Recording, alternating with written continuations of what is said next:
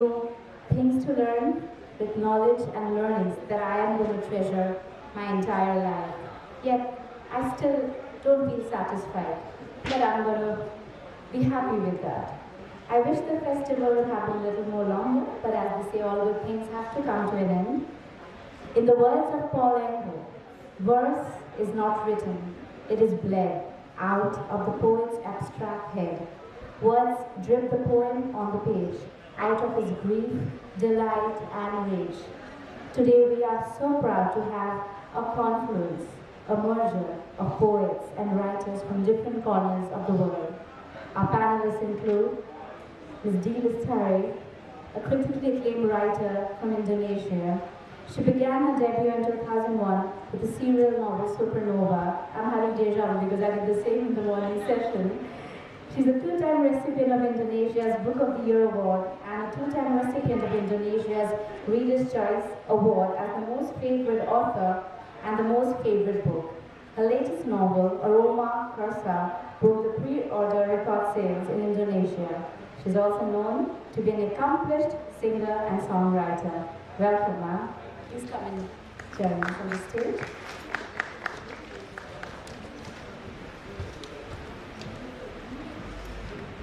We have with us another panelist, Ms. Amanda Chong from Singapore.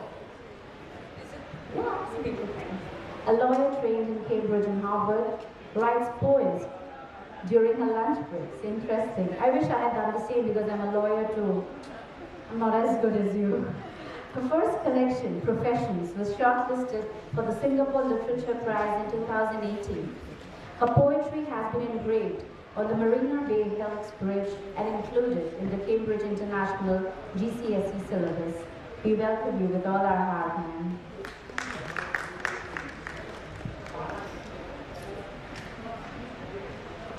Mr. Cherry, I cried when you read the poem the first day, and I still get tears when I think of that. He's known as a very young Cambodian poet and one of the co-founder of Magic Library. You didn't speak about it, I am going to. It is a bike which he takes and a box of books which is running to the kids in the rural village.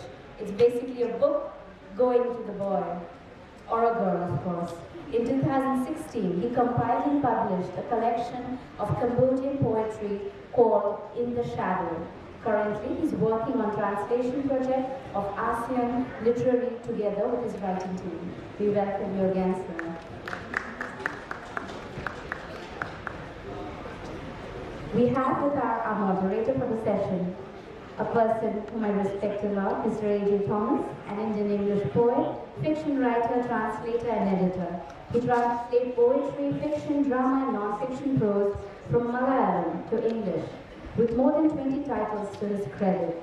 His contributions to the literary world is immense. He has several anthology appearances in international publications, a recipient of Katha Award, AKMG Prize, and Vodafone Crossword Award. He has held the Senior Fellowship of the Department of Culture, Government of India, and Honorary Fellowship, Department of Culture, Government of South Korea. It is an honor for us to have you here. And I request you, sir, as a moderator, to commence the session now. Thank you.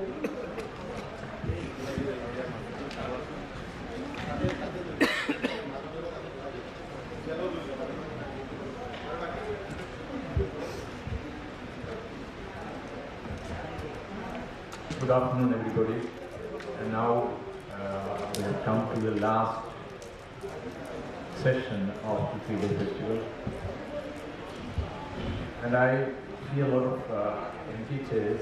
That's unavoidable, I think.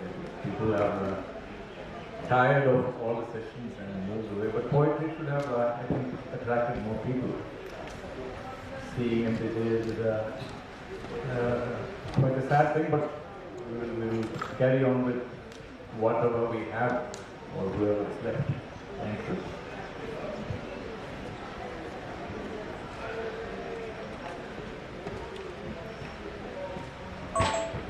As the theme implies, it is the poetry of Southeast Asia flowing together here at this venue like the mighty Brahmaputra. Each poet representing his country, sitting here and reading their poems brings about the idea of unity of poetry from where it all originates. Let us celebrate the universal brotherhood and sisterhood of poets. And there is one connecting link of all of Southeast Asia is the epic of Ramayana. So I think there will be some common thread running through the poetry readings today. And I call upon Chini.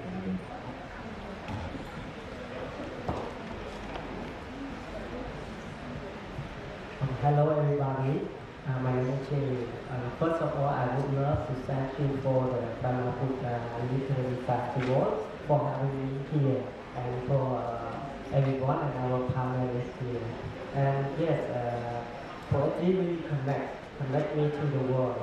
Not only connect me in my country, I got a chance to meet a lot of people and share about Cambodian poetry through literary festival and through the literary reading event.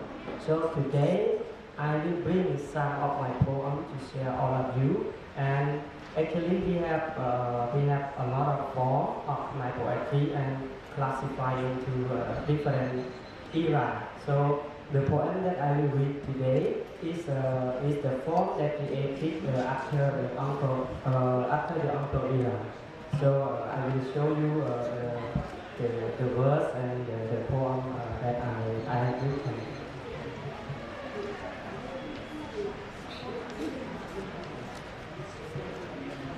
The first one is the seventh syllable verse. The form like I just tell you, it was created after the uncle era. And I will first read you in my own language and I will read the translation. Ông cha ở bá lòng ti krong đường qua bom rong lư quạt bể đặt vần trong vần láng rốt khoai quạt lư to khuyên bắn mùi phó lai rèn mây bài xa tình tiếng ong trục tì kiên cống mình còn tai dùng niên nông ba sọc sàn hai miền lai thấy đuôi rồi đuôi trung lường qua đây có bên tây nông cài ngô ngân slong mơ mình plung chỉ vật ọt miền đa rờ rung miền phương kèm nung lò bóng lư strobe light Halsan, this is nightclub in the city. It's strobe light brightly flashing, light swirling everywhere, shimmering in all color. Bright light permit. All color illuminate. Tonight, happiness fill this club. Fears and body dissipated. Colorful light fill the inside. Outside, pitch black darkness. Hungry light walking, exploring without the same clarifying light.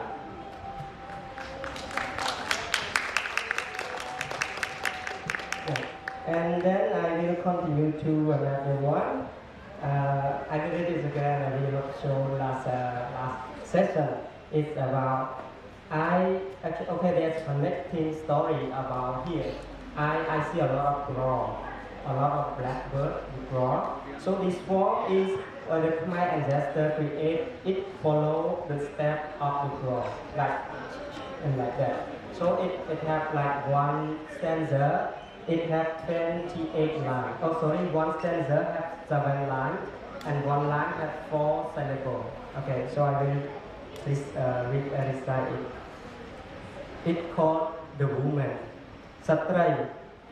ឃើញនាងសត្រីមុខស្រមាំដីលីអិនស៊ីម៉ងផ្ដុំលើស្មានាងជួនជាងសំឡងកំពុងសាងសង់អគារទំនើបសំលៀងរយ៉ៃត្រង់កំដៅថ្ងៃស្បែកមិនរលើបមានស្គរកំប្រឹងនាងប្រឹងអោនងើបរូបមិនគួរជើងជ្រួលដល់ចិន្តាឃើញនាងវក់វីហាក់ប្រឹងរកស៊ីនាងឯងឯកាមិនដឹងប្តី na lư tiếng côn nga dùng kia tất đong. The woman, I saw her dirty face carrying many bricks on her shoulder for a contractor constructing a building modern and high. In her ragged clothes, under the hot sun, sunburned skin, too thin, going up and down, beauty destroyed. No one noticed her, she never rests, such relentless work, even so, she is alone. Where is her husband? Just a baby crying for milk.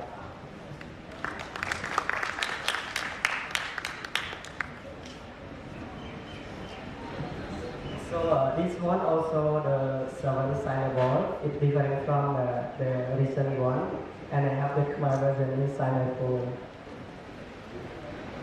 Just a moment. Just a moment. The poem talk about that the total, and there's something about the total when people go to some place like pagoda or some special place that have some belief.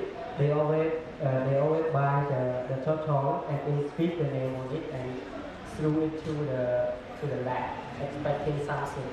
So I want to write. I feel something about it and I write it. So it's called total. Just a moment.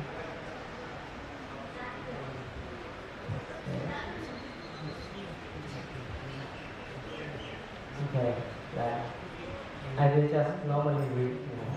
On that, គេអូខ្លាំងណាស់ក្រោយចេញខ្ញុំគេខំបដូរផ្ដោះពីទឹកប្រាក់គេចាឈ្មោះគេអត់មានអាក់ម្នាក់គេធ្វើតែបែបហ្នឹងថ្ងៃនេះគេផ្សងមុនប្រឡែងគេបន់យ៉ាងវែងរួចខំប្រឹងទម្លាក់រូបខ្ញុំចូលក្នុងស្រះវឹងខ្ញុំនឹងនាំកម្មការគេចេញអ្វីដែលគេគិតច្រើនបែបនេះខ្ញុំប៊ីកនឹងស្លាប់តែរួចវិញល្ងាចឡើងអ្នកលក់ចាប់មកវិញគេថ្មីឆ្លាក់ពេញឈ្មោះលើស្នូកម្ដងហើយម្ដងទៀតស្ងៀតអត់ផ្លាស់ប្រាំខ្ញុំស្អេកស្កះស្នាមកកកគឺឈ្មោះម្ចាស់ទៀន3 4បោកលើស្នូកដែលគេប្រាថ្នាសុខ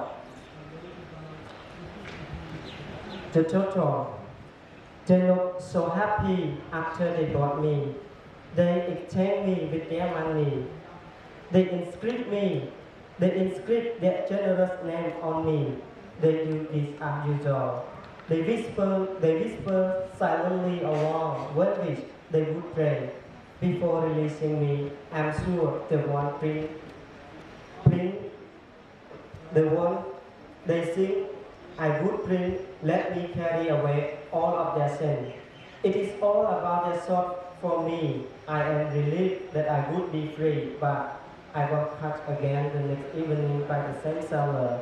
The new person again inscribed their name on me. It is a line cycle of mine, release, cut, show, inscript, again and again. Or at the end, all over me were all the inscribed names of those who thought I could carry away their sin.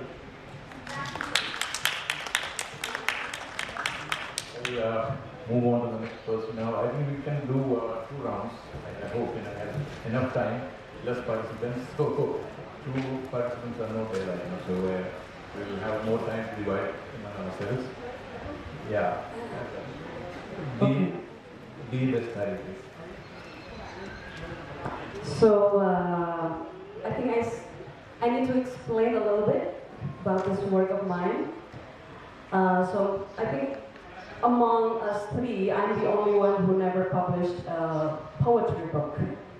But poetry in my work finds its vessels through my songs. And I'm working on a poetry book somewhat, but I haven't published it yet. So this work that I'm going to read for you, it's coming from my latest novel. It's titled Aroma Karsa. I believe Karsa is a Sanskrit word means will or intention. And this is about a magical flower that has a power to change the other's will or intentions. And the main character is someone who has a very superior smell ability. And so he found himself one day in some antique and magical forest where he finds a creature, a being, who's half human and half plant. So this is the story of this character. His name is Jati. And during the launching of the book, I made a little performance. I called it musical storytelling. So I read some parts of the book, and then I wrote songs about it. So 3 songs from 3 different scenes. And actually, I usually perform this with a piano with my husband over here. But since we don't have a piano nearby, he'll play it in his heart, and I'll just sing a cappella.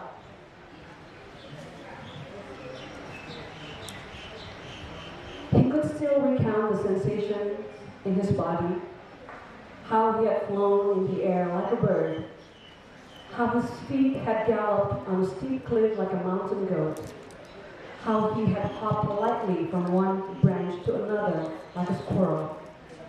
He had no idea how it was all possible. The 2 men who were with him in that forest exuded scents unlike humans. Their scents were similar to a living plant. The man with a hair bun emitted the smell of betel nut. The other man, one with the long hair, smelled exactly like tamarind. Not the smell of plant extracts, but a whole living tree.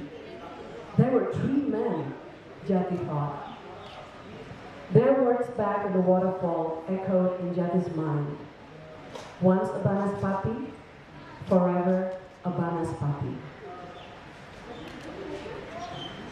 Ada sesuatu dari tempat itu yang memanggilku. Tak lagi ku terasing, aku dan mereka tiada beda. Ku tahu siapa aku, alasan dan tujuanku seperti ini. Melayang-layang di atas pepohonan, merengkuh apa yang harus terjadi. Diriku bagian dari semua ini, tak perlu pergi kemana-mana lagi. Sekali Banaspati, tetap Banaspati.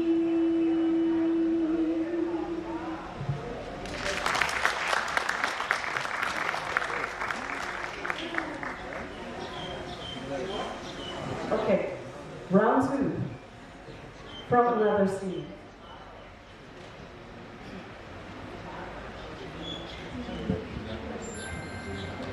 This is where the other main character of the story, it's a female character, and her name is Tanaya Suma, or Suma, and she realized that when she was in that magical forest, she had this connection, a connection that she never realized before, that she was there at one point in her life that she couldn't remember anymore, but by the time that she smelled an aroma, a very strong and particular one, she remembered whose aroma that belongs to.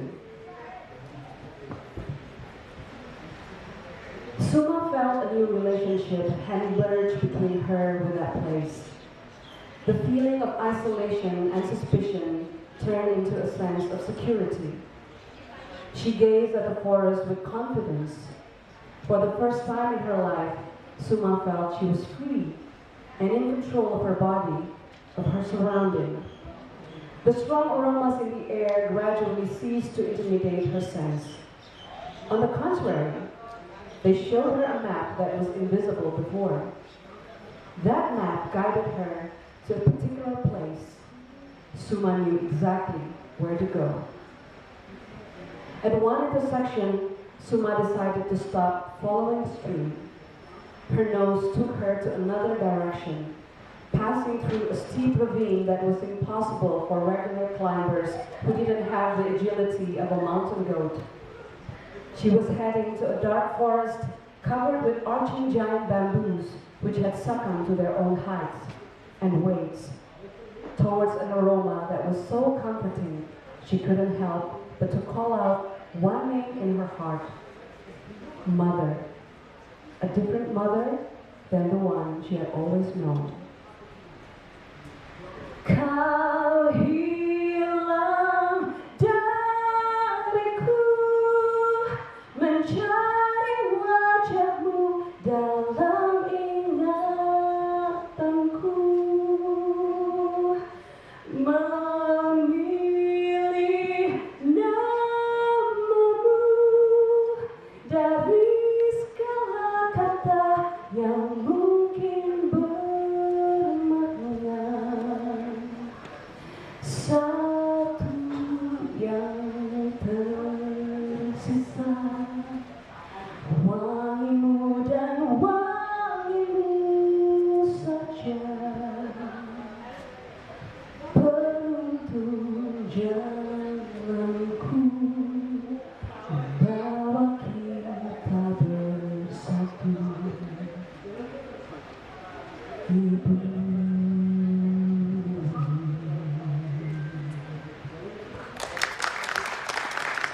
Thank you. I thank Leela Sai for her enchanting singing. It's just very spiritual. It took us there. And Chingli, is chanting. That we in our language also we called chanting poetry, which we have done exactly like in Malayalam. The metered words chanted us. So this was also an element speaking. Now I call upon Amanda for the round one. It's not round two. Round one going on. Yeah. Hi, I'm Amanda and I'm from Singapore. And I think the general impression of Singapore is, crazy rich Asians. It's a very modern city with very efficient and pragmatic government and people. But the surprising thing is that Singapore, poetry is actually very popular in Singapore. A lot of people write poems. A lot of poets sell books pretty well for such a small country. And I think part of the reason is because poetry allows you to tell something slant, right? Which means that you don't have to say something directly, and especially when you're commentating against perhaps a political situation, it is easier to do it in verse, where you can kind of say that, no, I actually didn't necessarily mean this, and we can hide behind personas, we can hide behind language. So for me, I'm a lawyer and a poet, and what is important to me in my writing is the poetry and the silences. So how do we bring out the voices of those who have been marginalized? Because I spent 6 years prosecuting sex crimes, so I'm extremely passionate about issues of gender violence. And so I'm going to read you 3 poems now, which I researched as part of a project to write poems about the old Supreme Court building. So this was a commission to write poems about the Supreme Court building. And I'm a lawyer, right? So when I started reading up about the Supreme Court building, what I found was that it was just a space that was dominated by men for centuries and centuries, because previously it used to be the British colonial Supreme Court. Women were not admitted as lawyers, and it was always a case of usually a male perpetrator the judges were male, the lawyers were male, and the women were the victims, but they were completely silenced in this process. And so what I did was that I went back to read all these old cases, and I just found all the evidence that I could of the women behind these cases, and then I wrote a series of poems about them. So what I'm going to read you now is 3 dramatic monologues in poetry form, meaning that it's persona poems. I embody the women in these legal cases. So the first one is called Sunny, and it's a case which is called Public Prosecutor versus Sunny Ang. So the man is called, his name is Sunny, and it's a very significant case because it's one of the very first cases that Singapore decided post-independence from the British. So legally speaking, everybody knows this case. And it's also one of the cases in which a man was convicted for the first time on what we call circumstantial evidence, meaning there's no dead body found, but there's a murder, and they managed to convict the man just based on the circumstances surrounding the event. So just to give you a little bit of context, Sunny Ang was a man who had a girlfriend. So his girlfriend her name was Jenny, and she was a bar hostess. So he kind of seduced her. She fell in love with him very quickly, and then he bought a whole bunch of insurance in her name. And then he decided that I'm going to take her out diving. And the only thing that was found was a single slipper with the back of it cut off. And Jenny died. And eventually he was convicted of murder. So this poem is called Sunny, and it's told from the perspective of Jenny. Sunny, I remember your hands strapping me to the tank, bearing its heft till you seeded me to water. Then your lips, coarse as coral, snagging across mine. This is how you have always silenced me, by softly plugging my mouth. I sink into the sonorous cave of the regulator's hiss. You said the key to diving was to empty the mind, a slow surrender of sound and color, your body possessed only by breath. I think of our breaths, braiding like silk in the dark, you capsizing me over and over, your weight a little death. Brackish waves thunder in my skull, a blunder of fins. The distant sun flays the sea surface, your kiss a knife turned through the cage of my teeth. My whole life I knew nothing but succumbing. When water strained to pin me down, this time I wrestled back.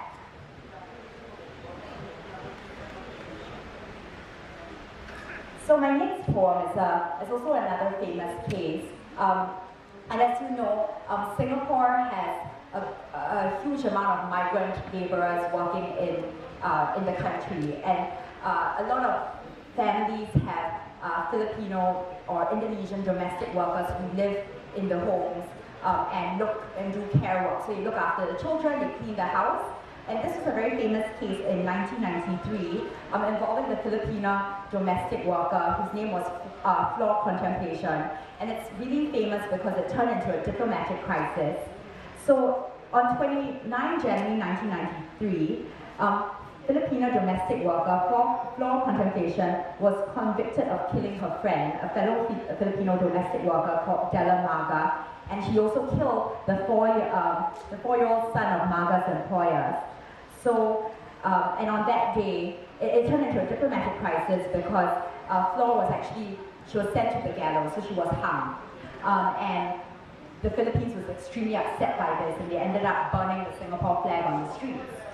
So this is a poem titled Floor, and it's about her story. Floor. That morning I woke at dawn's break, my head a ripe melon splitting open, spitting 5 tiny pits. My children I had left years ago, the husband who then left me. My arms shook, gathering up their ghosts. I made breakfast, Lightning spread its forked fingers across my eyes, splattering the jam. Good morning, sir and ma'am. I could barely understand myself. An alien tongue squatted fat in my mouth, rattling at its roof. Rage stormed through my chest, heart in its fist. By the slatted gates, Jella sang to a little boy who was not her own. He looked at her and saw his mother. My stomach curled fetal, I gagged. In my hands, a cord wound around her doll-sized neck. I quaked with strength. What happened next? I can only guess. Torrents of frothing vomit. The boy splashed, turned into a cat. I dipped him mewling in a pail. A voice purred, go, go. I floated down the stairs. My only thought was home. The smell of dead flowers breathed the rancid air.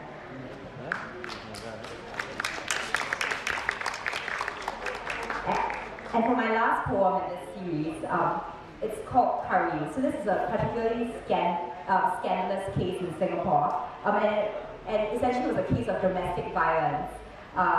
And what happened was that the woman's brothers found out that she was being beaten by her husband.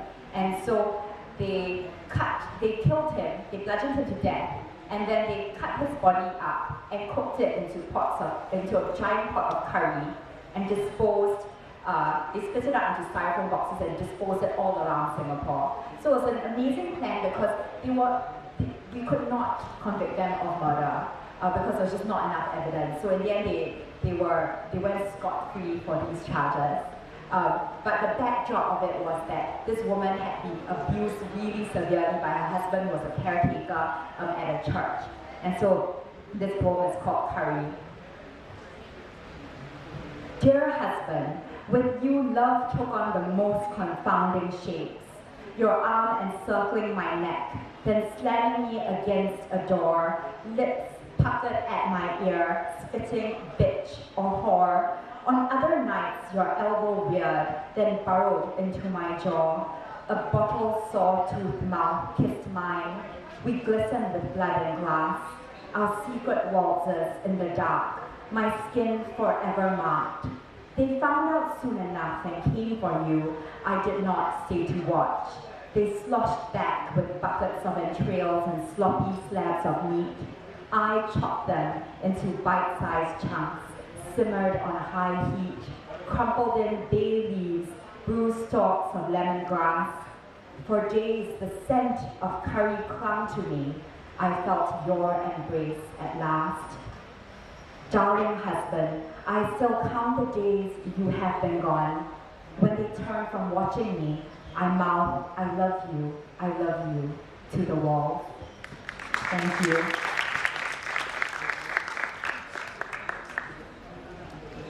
Fantastic, but is it not the end of you said your last poem? I think there will be round two.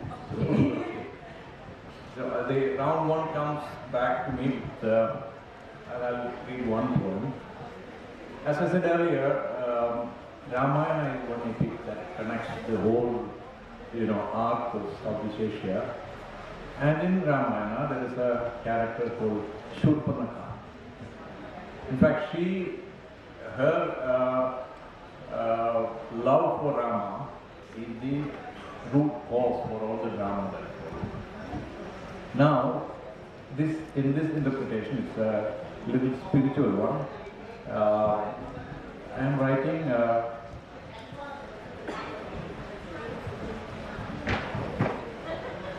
this poem is titled Shurpanakha. This poem is dedicated to, for all unglamorous girls who hanker after unattainable heroes. This is the dedication of the poem. So, Shurpanakha. It is in Shurpanakha's voice. So, my enticing smile, alas, reveals only my fangs. My enamored fondling of your winsome shoulder are but scratches with my talons. My love-burdened eyes turn into two blazing embers. My bosom upquivers passion for you, reveal only my hirsute teeth. How am I to love you, Rama, with all these treacherous exteriors? My love for you is my longing for the eternal you. Here you is the capital Y, meaning is Paramatma. You know it is. My love for you is my longing for the eternal you. But this is how I am defined, and you, of all people, spurn me? You are all seeing, aren't you? How come you can't see my heart burning in Panchagni, yearning for union with you? Your petted wife, whom you call half your body and soul, will soon turn fickle and jump out of the circle your slave brother has confined her in on your behalf. You can't spurn femininity.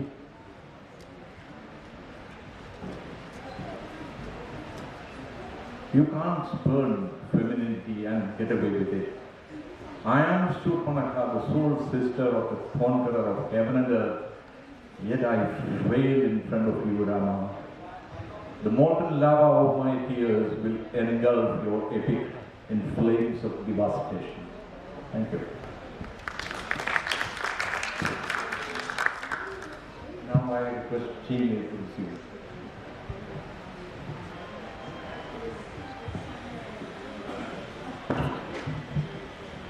Okay, so we can come to the section, the third round, right? Okay, so I'm glad that we can. Okay, so I will also glad to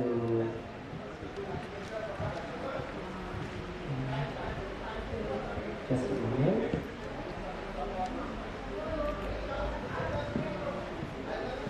So actually, there's a story in my country, like some kind of a little talk about Timo.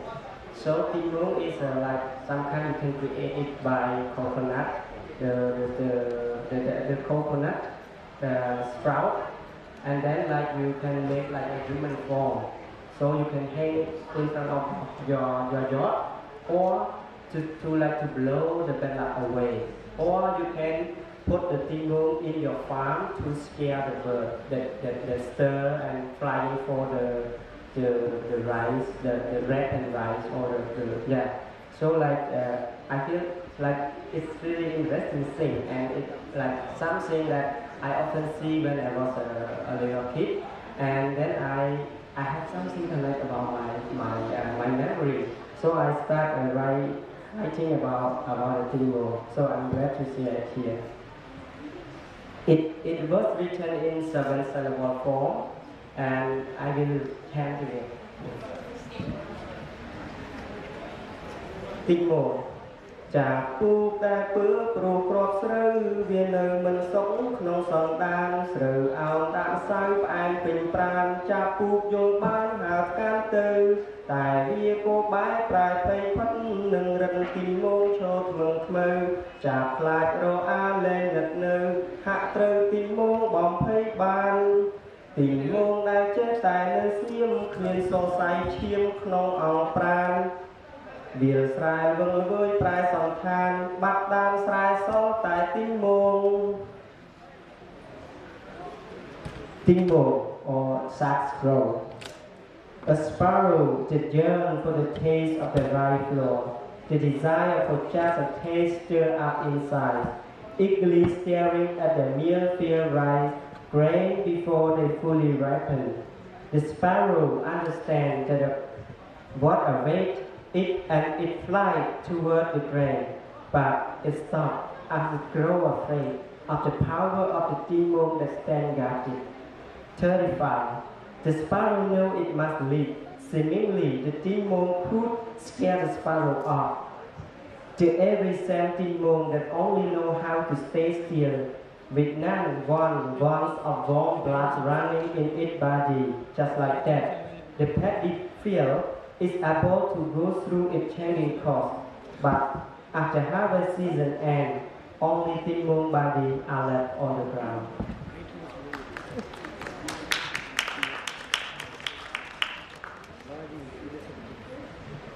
So this one, like I read in Khmer, I write in Khmer about like a slum area in my city. It's almost like slum, but now it's a little bit better than before. And then I do the translation with another Cambodian, American Cambodian poet, and then the like rendition.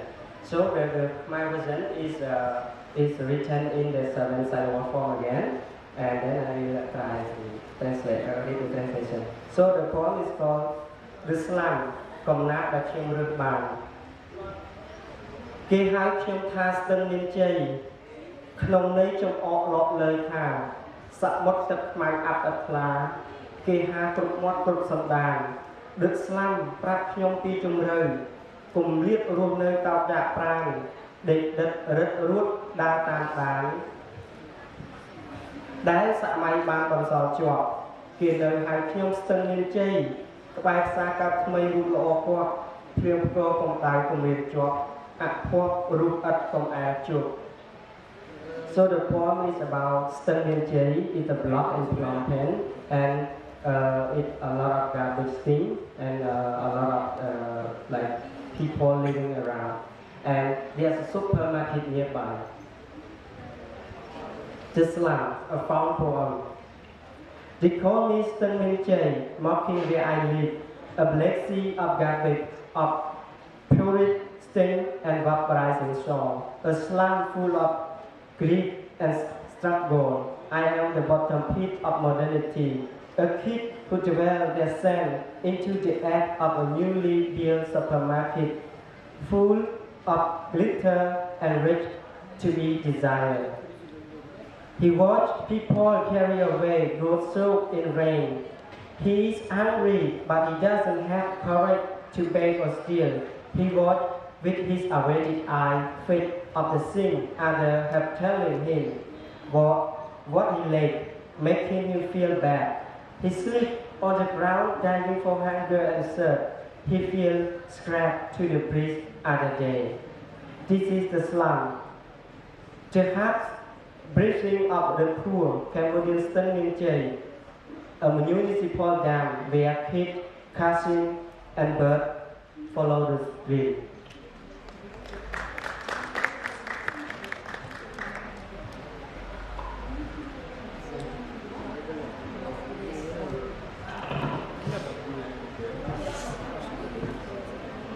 So this is the only scene left that I haven't read and sung yet. So in case you wonder, but I think most probably you have guessed it, the lyric that I sang is the poetry part, and is it in Bahasa Indonesia. So I hope you can understand the message from the context of the text of the scenes that I describe in English. And I hope the melodies from this song help to convey the poetry for you. So this last one that I'm going to read is a part where the male character, Jati, started to fall in love with the female character, Suma. And this is his love letter. All his life he felt alienated because of his super smelling ability. He felt like he understood the world, but nobody can understand the world the way he did. So when he found Suma, he felt like this is the first person that could finally understand me. How many more aromas out there that have awaited to be picked up, to be cataloged on my notes? I may not live long enough to smell them all, but if I do, I'll be strong enough to endure them. I'm not alone anymore. There is you now. This distance between us made me understand the reason why I wrote all these letters to you. From all the people I've met, you're the first person who smelled the world the way I do. You're the first person whom I believe is able to sniff what I sniff. The first person who understands. Wangimu datang, aku tertawa,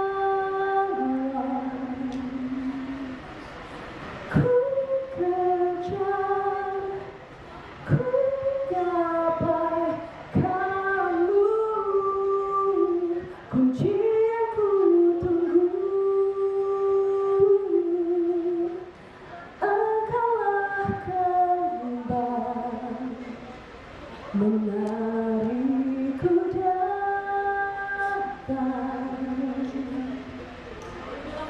Kau bukan, kau bawa aku ke dunia baru. Ada cinta dan ada gairah mengaliri kita, dan ada rasa ini selamanya membelamu, menjagamu seumur hidup ku tempuh.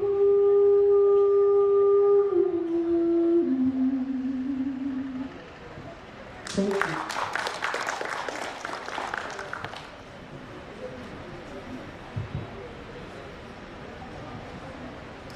So I'm going to read some poems from my book, Professions, and I suppose I consider myself a confessional poet, which means that I write a lot based on like my personal experiences and memories. So I'm going to take you back to 1995 when I was a kid. I was 6 years old, and it was my first experience of love. And it was actually about a poem about my kindergarten boyfriend, right? I'm sure we all had one of those. And I suppose what it really reminded me of, and which is why my poetry collection starts with this poem, is that first encounter with how love can seem so intimate and distant and just mind-boggling at once. And I grew up in Singapore in the 90s, where because we were so proud of how Singapore was such an industrialized nation, we would actually take field trips to factories. Okay, so we went to like various factories and farms, and this one is about a field trip to a Yakult factory. So do people know what Yakult is? It's like this probiotic drink which contains healthy bacteria, and we're very proud in Singapore to have a factory that produces Yakult. And this is called Visit to the Yakult Factory in 1995. Our names both began with A, so we had to hold hands. You said the same bacteria in our shit was found in Yakult. The way you said shit made me giddy with laughter. You squeezed my wrist so we would not be shushed. We shuttled down factory lines, women in hairnets and masks, eyes bright with automation. Under the microscope, tiny rods wriggled, then bloomed in blues and purples. Later, we ditched straws, slipped foil tops off, and slung the liquid down. I imagined our intestines lighting up with neon gardens, bouquets of cells watered by milky elixir, beginning an interminable dance, spinning into trillions. On the bus back, your sweaty palms melted into my sticky fingers. I could only think of our bacteria swirling and dividing, yours becoming mine. I had to lick my hand to make it my own again.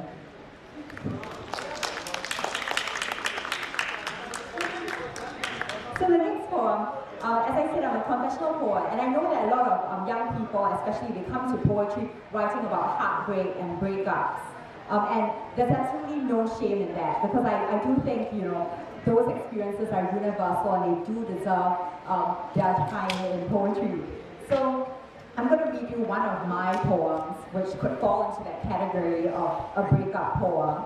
And it's called Far Away Love, which is actually the title of an Agnes Martin painting. So Agnes Martin is this abstract artist, and Far Away Love, so she basically just has blocks of colors and strips and lines, and titles like Far Away Love, so it's meant to convey that sentiment.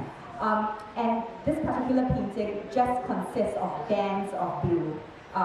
And it's my own reflection upon looking at this painting. Faraway Love. London is swathes of grey with flurries of wet snow that skim the pavements but never settle. Today, a breath of blue along the bluster of ashen clouds. Today, the uncertainty of your returning.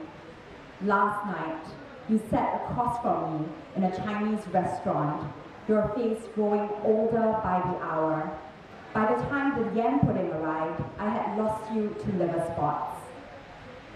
Upon waking, I visit your favorite painting at the Tate. Thick bands of faintest blue on linen, shuddering pencil borders that never quite touch the edge. The lines lack perfection, the composition carries it, the artist said. And each time I find new traces of her fingerprints smeared in the brush strokes. Each time I am anchored by the solidity of blue, even as it wobbles across canvas like jam instead of paint. Blue that travels distances to find me, pushing back into my hips with the force of concrete. Blue so tantalizingly close, its breath grazes my hair, my neck. This is the part when I remember that last pale morning, breaking over our bodies now in sleep, flecking the floor like fish scales. Blue surrendering its color to light. Your body is a place I once knew, now moving on slowly. I reach and am uncertain of my arrival. For a moment I believe if I lean forward enough, I would sink back surely into something like your shape. But there are two kinds of lonelinesses in this world.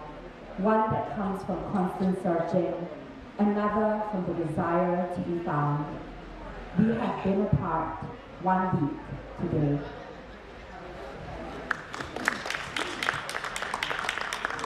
And since that was slightly depressing, I will end off with another poem about my childhood growing up in Singapore.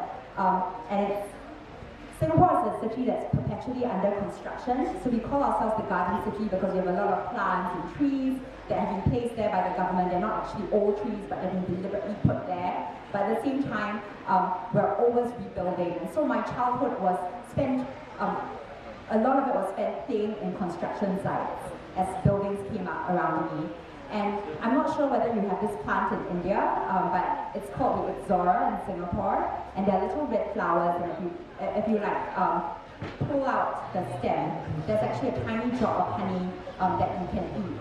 And I used to eat Ixoras a lot. So this poem is called Ixora Days, and it's about my childhood. Ixora Days.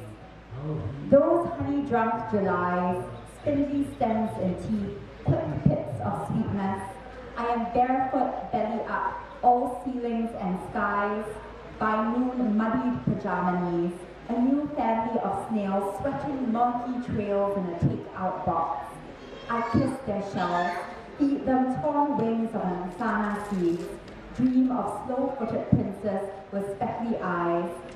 Yellow-beaked birds dive bomb wind screens. I admire their splatter, gather lonely O's from punched-out coupons, unfurl watered bougainvillea squatting in guts of storm drains. I'm far away from the blunt edge of no, so I swing on scaffolding. Pain fumes curl lazily into my lungs, cement mixers sing lullabies to concrete. I drowse in milky heat, wake to sky, turned inside out, afraid pockets spilling loose change. I race the buzz of fluorescent bulbs home, TVs jolt awake for the 7 o'clock show. Heart, ever the wistful straggler, pauses by sticky shrubs, wet-strewn pavement, never quite catches up. Thank you.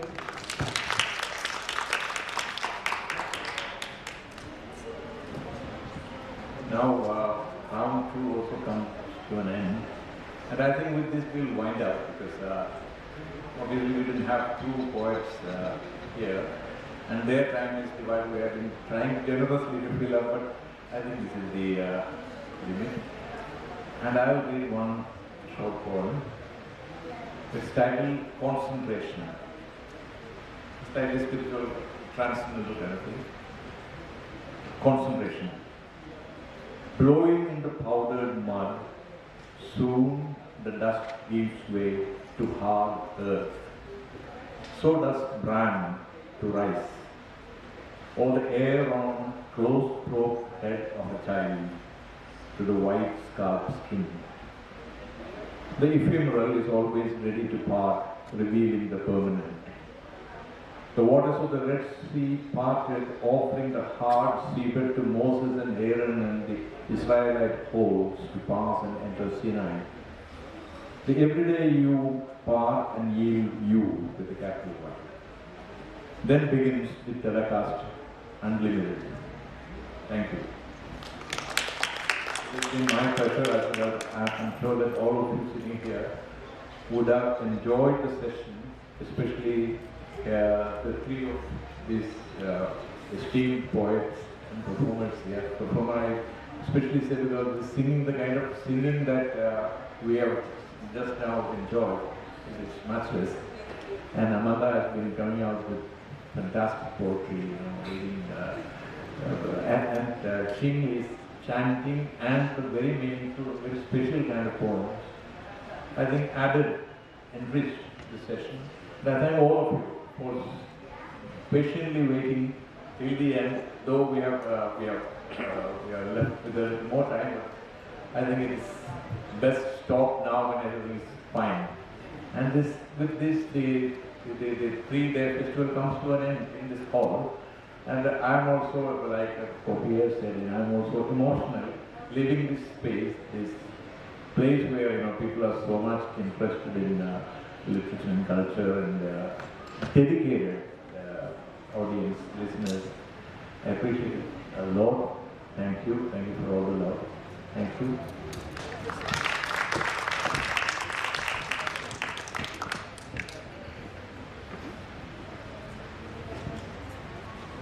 Thank you so much everyone for patiently listening to it. A trance was created, a poetic trance. We are still in a different world, and being in a different world is the best part of a writer, a poet, and a novelist. So with that thought, let's create a heaven on earth with the beauty of such beautiful souls like you all. And with that, I conclude the 3rd Brahmaputra Literary Festival of 2019, hoping for another year filled with such people and with such audiences. Thank you so much. Thank you.